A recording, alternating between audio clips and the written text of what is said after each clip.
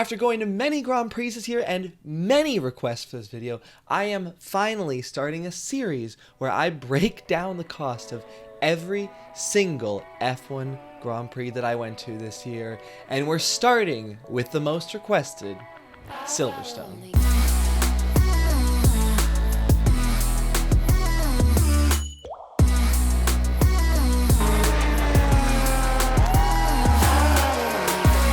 Hello everyone, welcome to the brand new series. I'm really excited to start this series with you guys. We're going to be walking through this series in order of how I went to races this year, starting with Silverstone, which works out great because it is one of the most popular. But we'll also be talking about Austria, we'll be talking about Singapore, and we'll also do a little chat about COTA once I find all the spending that I did at COTA last year, because I want to be transparent with you guys about what these races truly cost to go to, because you can look up flights and hotels and camping and everything, but like you don't really know until you go. And let me tell you, sometimes it can be surprising. First of all though, if you enjoy these videos, if you like this series idea, please leave a like, leave a subscribe. It would mean a lot to me. My next goal is 5,000 subscribers on YouTube.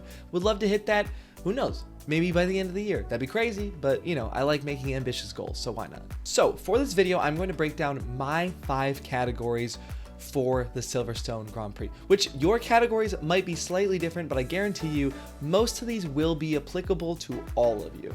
So here are the 5 categories. Category 1 is my flight to and from London. Obviously, that's important. I gotta get to the race. Some of you might not need to fly in. Some of you might not need to fly as far, so it might not be nearly as expensive. Category 2 was lodging / camping. So that includes an Airbnb after the race, so I could explore London for a day. But that includes my camping at Woodlands. And let me tell you, camping is the only way you should do Silverstone. Unless you have a child, please don't camp in Woodlands if you have a child. That's all I'm gonna say about that.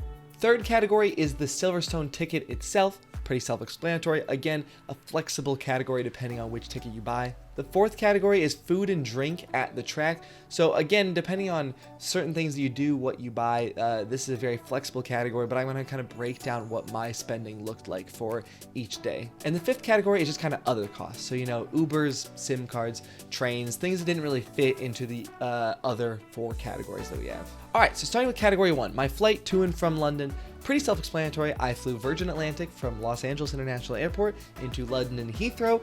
The flight was about $750, but it ended up being around $900 because I did a change about a month before my flight so I could stay in Europe longer and go to the Austrian race and also kind of explore Europe for a week. So it should have been about $750, but because I made a last minute change, you know, it was a little more expensive. Obviously, this price can be very fluctuating depending on, are you already in England? Are you somewhere in Europe? Are you in Australia? Like, it could be more, it could be less depending on where you're located. Category 2, and this is probably the most variable category for most people. So for myself, we did camping in Woodlands, and it was about $120 for getting there on Wednesday night or Wednesday afternoon, and then we left on Monday, which honestly is a really good price for lodging in the Grand Prix. That's probably on the lower end of the budget. Obviously there's some mid-tier things you could do, like these little cabin things you could stay in, upper tiers, you know, hotels that are in the area. The problem with Silverstone is there's not a ton really close to the track, so you either have to pay a lot for like a hotel that's at the track or be willing to drive every day, which is doable, but it just adds a lot onto the trip. And let me tell you, it's sucks to walk all the way back from the track to your camping, but it is so nice to be right there. You don't have to drive anywhere. You don't have to worry about any of that. And the vibes at the campgrounds are incredible. Now, the second part of this was a $66 Airbnb cost for the day after the race, so Monday night, because I hung out in London for a day and then left the following day, so I needed somewhere to stay. Again, depending on where you want to stay, this could fluctuate, but I would say based on what I saw, this is the budget end of Airbnbs in London, and I was kind of on the outskirts of London. It was about a 35 minute train ride to get into London from where I was. All right, category 3, the Silverstone ticket itself. Now, my ticket was about $750. That included inner track access, which I would recommend. It's a cool way to get to a different area of the track. It's a lot less busy, and it's the area where you can see the drivers because the road goes right through the inner track. It's literally it's not the only way to see the drivers, but it is the best way, and it's the way to do it without being completely overwhelmed. Now, there was a $35 track walk that we paid for, and that was kind of outside of the ticket. I had that in other costs, but we'll put that in right here because it makes sense. It was part of the ticket, but we bought it later on down the road, and honestly, worth the $35. Just incredible. So great to be able to walk down the pit lane in Silverstone. It was worth every single penny. Now, real quick, before we get into category 4, I'd like to clarify a reminder, especially if you are a European or really American, really if you're anywhere else, that the prices I'm giving you are in US dollars, and this is after converting from British pounds. So it was a little tough because when I was there, it was about $1.25 US dollars to 1 British pound. So the conversion rate was not great. So if something was listed for $5 at the track, it was going to be, a little over $6, about $6.25 for that for me. So it's a good thing to remember that this is in US dollars. And if you are in a different country, if you're in Australia or somewhere else, you may need to do a little conversion. And it can honestly end up adding up very quickly because that conversion rate can really screw you. All right, so category 4 is food and drink at the track, and this is one of the most expensive things. We brought food in for our very first night, and we brought some beers in for the first night. Other than that, everything else that I ate, drank, anything, so beer, coffee, breakfast, lunch, dinner, anything like that was purchased at the track or at the little area inside of Woodlands in the campground to purchase food. So that total was about $223.80. That's about $203.80 for all the food stuff. So beer, coffee, food, everything at the track, including the campground. And the other 20 was for paying the guys to bring me some food and some drinks for the first night for that dinner that we were doing. Now, I will say there's obviously a way to do this cheaper. We'll talk about that at the end. But what I do want to say is if you avoid buying food at the track itself and wait till you get back in the campground, if you are at the campground, you can end up saving a lot of money because beers were about half the price there. Food was usually a lot less expensive. So it's a good idea to wait till you get back to the campground. But there's also a better way to save money, but we'll talk about that in the final portion. All right, and category 5, that would be the randomness. The total for this category, I didn't figure out, but I'll put it on the screen right now. Thank you, Editor Josh. But here's what it includes. SIM cards, $35. And Uber, $41. You could take a train, but it was going to take me a lot longer. Didn't have enough time, so I paid the Uber. Food in London, $37. So those are the big 3 purchases outside of the track.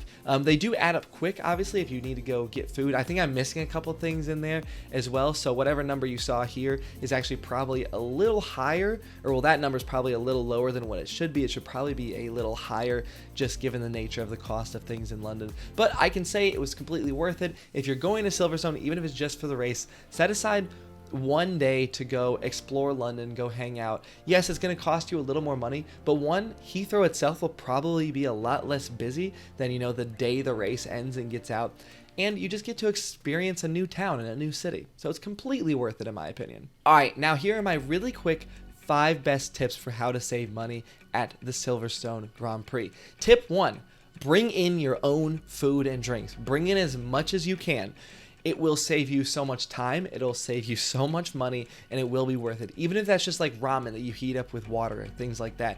It is honestly worth it, especially for those breakfast dinner foods when you don't need to be at the track, or things like sandwiches, things that you can bring into the track because they'll let you bring in snacks, things like that to the track. But if you have to buy every single meal at the track or at the campground, you are going to be spending money so fast. If I'd done this, I probably could have cut my $200 bill to $50 to $70, honestly. And that includes beer and coffee.